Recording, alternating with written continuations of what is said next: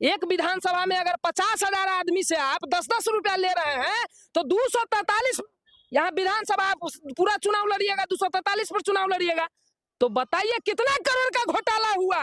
ये घोटालेबाज है जनसुराज और प्रशांत किशोर, जिन्होंने बिहार को सरकार बनने से पहले लूटने का काम कर रहे हैं। पर्यटन मंत्री भी बने, 2-2 बार कैबिनेट मंत्री बने, बिहार में 2-2 बार वो कैबिनेट मंत्री बने। युवाओं को कितना रोजगार दिया, जाले के युवाओं को कितना रोजगार दिया। मंदिर पर राजनीति करते हैं एनडीए।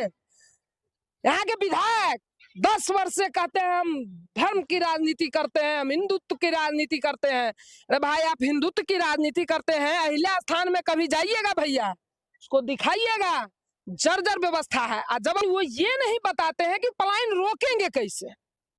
पलायन ऐसे रोका जाएगा, अगर हमें अगर जनता चुनेगी तो पलायन ऐसे रोकेंगे कि लघु उद्योग को बढ़ाएंगे। लघु उद्योग मतलब उसके लिए बड़ा जमीन का जरूरी है कि 2 करोड़ रोजगार सालाना वर्ष में 1 वर्ष में देंगे। कितना रोजगार दिए? आज युवा ग्रेजुएशन करके, इंटर करके, ITI करके, डिप्लोमा डिग्री लेके बैठा हुआ है, मोबाइल चला रहा है। आपने डाटा सस्ता कर दिया लेकिन रोजगार के बारे में नहीं सोचा। रोजगार। नमस्कार, जुड़ जाइए संपूर्ण ग्रामीण न्यूज के साथ और मैं हूं आपके साथ मिस्टर भरत कुमार। हम सभी जानते हैं कि बिहार में इस बार 2025 में चुनाव है और चुनाव में कई ऐसे प्रत्याशी आएंगे, कई ऐसे विधायक के कैंडिडेट आएंगे जो चुनाव लड़ेंगे। अभी हम मौजूद है जाले विधानसभा क्षेत्र में और जाले विधानसभा क्षेत्र में जब भ्रमण कर रहे थे तो जाते जाते मिल गए हमारे साथ शुभम भाई है, जो युवा चेहरा है। और युवा चेहरा के साथ साथ मैं कह सकता हूं कि जब राजनीति का शुरुआत किए उससे पहले जनताओं से जाकर के मिलते थे और जनता के हर एक दुख सुखों में इन्होंने भागीदारी निभाए और कह सकते हैं कि जमीनी स्तर से उस मुद्दाओं को उठाते हैं जो जनता के लिए होता है, जो जनता को काम करेगा। इसी मुद्दे पर कुछ बात करेंगे और ये भी आपको बता दूं कि इस बार 2025 में भावी प्रत्याशी होंगे और वो भी विधायक के कैंडिडेट लड़ेंगे। चलिए सबसे पहले जुड़ते हैं। सबसे पहले तो सर, हमारे चैनल पर आपको बहुत बहुत स्वागत है। आपका भी बहुत बहुत स्वागत, अभिनंदन। जो पहली बार आपके साथ हम जुड़ रहे हैं तो आपका बहुत आभार व्यक्त करते हैं। शुभम भाई, हम जब जाले विधानसभा क्षेत्र में आए हैं और जाले विधानसभा क्षेत्र में अब पूरे बिहार में अभी 20 वर्षों से एनडीए की सरकार है, तो क्या आपको चेंजिंग देखने को मिल रहा है? क्या विकास जाले विधानसभा क्षेत्र में हो पाया है? देखिए, सबसे पहले तो मैं अपना परिचय दे दूं। मेरा नाम शुभम कुमार हुआ। मैं विगत 8 वर्षों से शिक्षा के क्षेत्र में कार्य कर रहा हूँ। अच्छा। मेरा विद्यालय चलता है और मैं 5-6 वर्षों से विद्यालय चला रहा हूँ। उससे 2 वर्ष पूर्व मैं कोचिंग चलाता था 9th-10th का। अच्छा। तो मैं 17 साल की उम्र से ही शिक्षा लाइन में जुड़ गया। मेरा उम्र 25 वर्ष है। बिल्कुल। मैं शिक्षा से जुड़ा हुआ हूँ तो समाज से जुड़ा हुआ। बिल्कुल। और समाज में मैं जाता रहता हूँ, चूंकि बच्चे हमारे जहाँ से आते हैं तो हम समाज में घूमते रहते हैं, तो हम समाज से जुड़े हुए थे।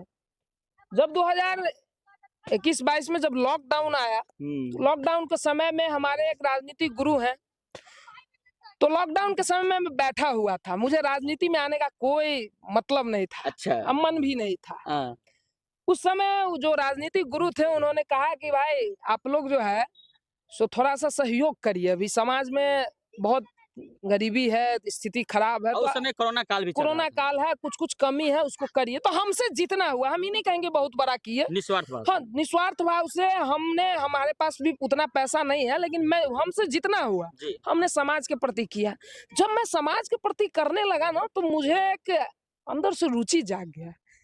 जब लोगों का अच्छा सुनने को मिला, जब लोग अच्छे से बोलते थे, आशीर्वाद मिलने लगा तो अच्छा लगने लगा। और तब से मुझे राजनीति में जुड़ने का इच्छा हो गया। उसके बाद मैंने 2023 में मुख्य पार्षद का चुनाव लड़ा। दुर्भाग्यवश मैं चुनाव हार गया, चूंकि मैं नया हूँ। कहाँ से लड़े थे? मैं कमतौल हियारी नगर पंचायत से चुनाव लड़ा था और बड़े ही मजबूती से लड़ा था। लेकिन आपको चूंकि पता होना चाहिए कि चुनाव में धन बल का राजनीति होता है, जातिवाद भी हो जाता है, तो इस कारण से मैं दुर्भाग्य से चुनाव हार गया। उसके बाद मैं लगातार क्षेत्र में बना रहा। अगले 1.5-2 वर्ष से मैं जनसुराज में था। अच्छा। लेकिन जनसुराज जो बोलता है वो कर नहीं पा रहा था, तो बार बार मैं जब देखा तो इस व्यवस्था से मैं हटके मैं 1 वर्ष से मतलब करीब फरवरी 2025 के फरवरी से मैं लग गया अपने चुनाव की तैयारी में, जाले विधानसभा की तैयारी में। कोई पार्टी के नहीं, कोई पार्टी नहीं, हम अपनी तैयारी में लगे। समाज की जो मुद्दे हैं, चाहे कहीं पे कोई घटना हो रहा है तो मैं उस मुद्दे को उठाने लगा, बिल्कुल। और क्षेत्र में लगातार जुड़ता गया और क्षेत्र की समस्याओं को सुनता गया और क्षेत्र में काम करता गया। लेकिन जब क्षेत्र में कमियों को देखा, जब क्षेत्र की समस्याओं को देखा, तो मेरा मन एकदम निश्चय हो गया कि चुनाव इस बार लड़ना है, बिल्कुल चुनाव लड़ना है। देखिए शुभम जी, सभी जानते हैं कि अपना राजनीति का कब से तैयार किए और कब से इस राजनीति में आए, इससे परिचय लिए, और आपको क्या लगता है कि जाले विधानसभा का मुख्य जो समस्या है वो क्या है? देखिए, जाले विधानसभा में प्रमुख तौर से 5-6 मुद्दे हैं जो उठाए जा सकते हैं, जो कि दिख रहा है। ऐसा नहीं है कि एनडीए जब से आई है काम नहीं हुआ है, ऐसा नहीं है। इससे पहले के जो शासन व्यवस्था था वो तो और खत्म था, लेकिन एनडीए जब से आया तो इतना तो जरूर है कि जो दिखता सड़क है, दिखता मतलब समझ रहे हैं ना, जो बाहरी सड़क है वो सड़क बना है। अब उसमें कितना मटेरियल, कितना सही, कितना उचितम है, गुणवत्ता है, वो तो बाद की बात है। लेकिन रोड बना, लेकिन जिस हिसाब से काम होना चाहिए, जैसे शिक्षा पे काम होना चाहिए, आप देख लीजिए कमतौल कॉलेज है हमारे यहाँ, 1980 में स्थापित हुआ और आज भी उस कॉलेज का जर्जर व्यवस्था है। आप कभी जाके उसका वीडियो बनाइएगा, देखिएगा, तो वो एक क्या कहते हैं, किसी पाठशाला जो छोटा मोटा भी होता है उससे भी गया गुजरा है। बताइए, कॉलेज है भाई, स्नातक की पढ़ाई होनी चाहिए। आज तक उस पर मुद्दा नहीं उठा, न बिल्डिंग बना, न उसका घेराबंदी हुआ। सुरक्षा का कहाँ का, इसमें सुरक्षा नहीं दिख रहा है। आप देख लीजिए कि लड़की लोग वहां पढ़ने आती है, फीमेल दोनों रहते हैं, दोनों है, सुरक्षा का कोई उस इंतजाम नहीं है। आप देख लीजिए, यहाँ पानी की बहुत बड़ी समस्या कुछ दिनों से हो रही है। पानी का समस्या पर यहाँ बड़े बड़े टंकी आप देख लीजिए लगा हुआ है, बहुत चीज व्यवस्था है, लेकिन यहाँ कुछ नहीं होता। सरकार की 7 निश्चय योजना में से एक योजना था नल जल योजना। नल जल योजना का ऐसा हाल है, हम एक पंचायत का नहीं करेंगे, यहाँ जितने भी पंचायत है जाले विधानसभा में, कहीं भी नल जल योजना सक्सेस नहीं है। क्यों नहीं है पता है? क्योंकि भ्रष्टाचार चरम पर है, नीचे से लेके ऊपर तक है। किसको कहिएगा भाई, इसको कहिएगा तो अगला जो है सो आपको मैनेज कर लेगा, अगला कहिएगा तो उसको मैनेज कर लेगा। इस तरह का स्थिति बना हुआ है, प्रखंड से लेके, थाना से लेके, जिला से लेके, वार्ड से लेके, जहां तक जाइएगा, आप छोटा काम करवाइए, आवासीय बनवाइए, चाहे दाखिल खारिज करवाइए, पैसा लगता है, पैसा लगना ही है, पैसा लगना ही है। अगर पैसा नहीं लगेगा तो समझिए कि भगवान उतर जाएंगे। सरकार तो कहती है कि घुसखोरी बंद हो गया है, तो सरकार के कहने से हो जाएगा? सरकार तो बहुत कुछ कहती है। सरकार तो ये भी कही, जब 2014 में मोदी जी आए तो वो कहेगी 2 करोड़ रोजगार सालाना वर्ष में, 1 वर्ष में देंगे। कितना रोजगार दिए? आज युवा ग्रेजुएशन करके, इंटर करके, ITI करके, डिप्लोमा डिग्री लेके बैठा हुआ है, मोबाइल चला रहा है।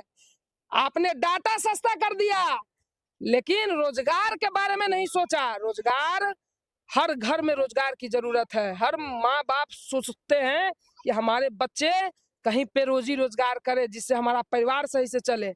आज युवा बहुत कमजोर हो गया है, युवा बहुत कमजोर हो गया है।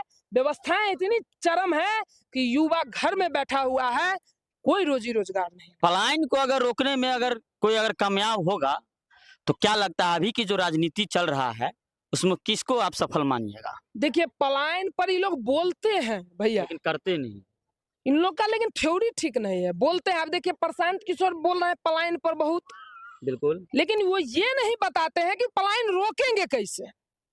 पलायन ऐसे रोका जाएगा, अगर हमें अगर जनता चुनेगी तो पलायन ऐसे रोकेंगे कि लघु उद्योग को बढ़ाएंगे। लघु उद्योग मतलब उसके लिए बड़ा जमीन का जरूरी नहीं है, वो घर से स्टार्ट हो सकता है। जैसे अगरबत्ती का फैक्ट्री हो गया, चाहे कोई चीज बनाने का, चिप्स बनाने का फैक्ट्री हो गया, चाहे आपको जो है सो प्लेट बनाने का, इस तरह का बहुत है।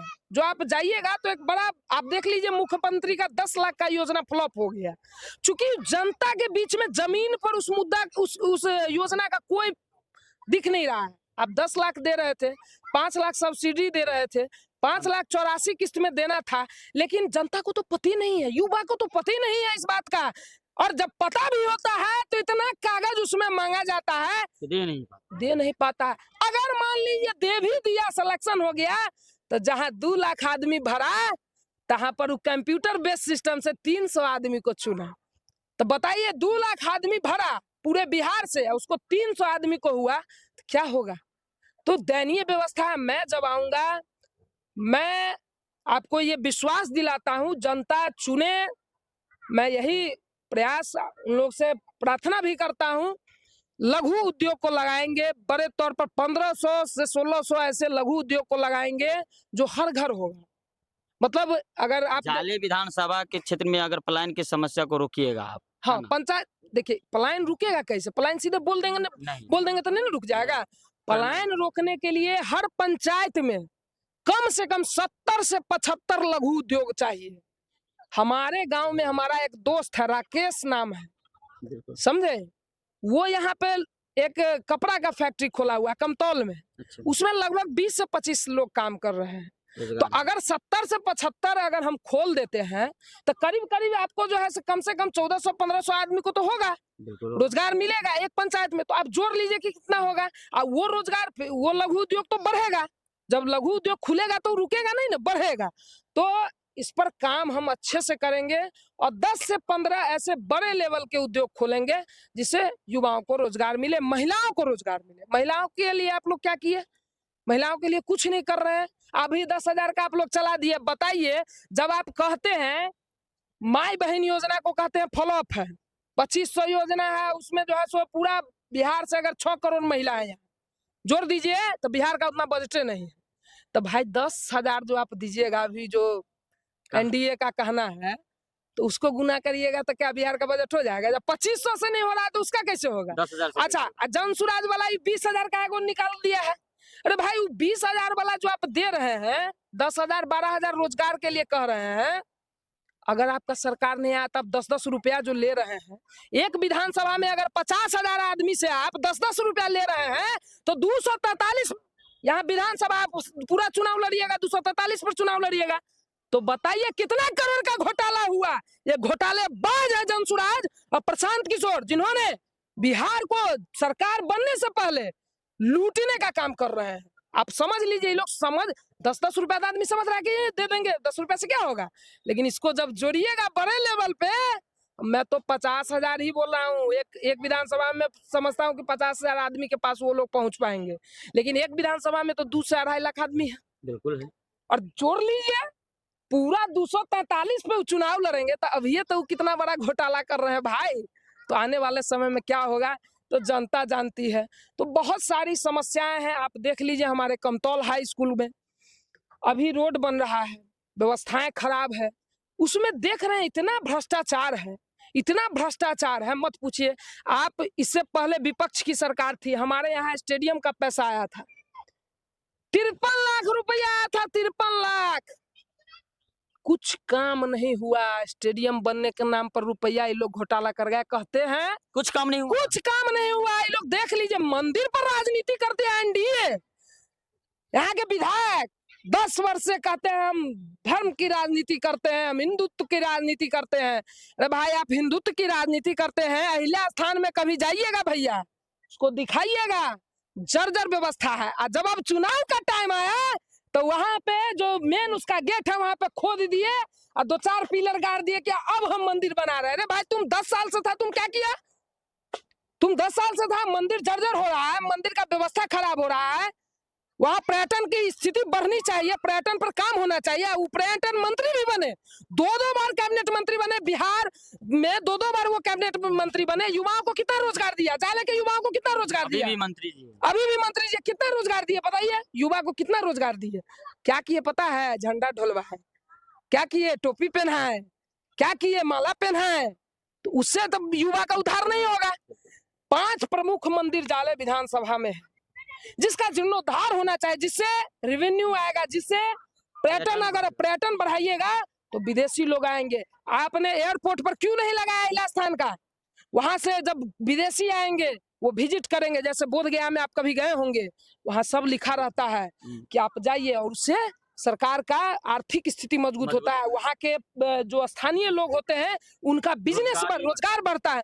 लेकिन ये लोग बस धर्म की राजनीति, खाली बस धर्म, झंडा ढोने के लिए धर्म होता है कि धर्म ऐसा होता है कि मंदिर को मजबूत, अगर आप मंदिर के नाम पर राजनीति करते हैं तो मंदिर को अच्छा करिए ना। मंदिर खोखला हो रहा है, तो व्यवस्थाएं बहुत सारी है, कमियां बहुत है, लेकिन इन लोग के पास समाधान नहीं है। समाधान की कोई गुंजाइश नहीं है। ये लोग सिर्फ राजनीति करते हैं। चुनाव आता है तो बहुत सारे राजनीतिक पार्टी आ जाते हैं, चुनाव लड़ लेते हैं, और जब चुनाव खत्म हुआ, अभी जो विपक्ष के हैं ऋषि मिश्रा जी हैं, यहाँ के स्थानीय निवासी नहीं है, उनके पिताजी आए, अब वो आए, उनके परपोता आएंगे, मतलब परिवारवाद प्लस इस क्षेत्र के भी नहीं है। कभी विकास के बारे में नहीं सोचे। चुनाव खत्म होगा, पटना का रास्ता रख लेंगे, फ्लैट में बैठे रहेंगे, यहाँ कभी नहीं दिखाई देंगे। अच्छा, और क्षेत्र की राजनीति क्षेत्र के लोगों से ही होती है। हम लोग जानते हैं, हम लोग जमीन पे जाते हैं, हम लोग सामाजिक मुद्दे से जुड़े हुए हैं, तो हम लोग चाहते हैं कि एक नया विकल्प तैयार हो।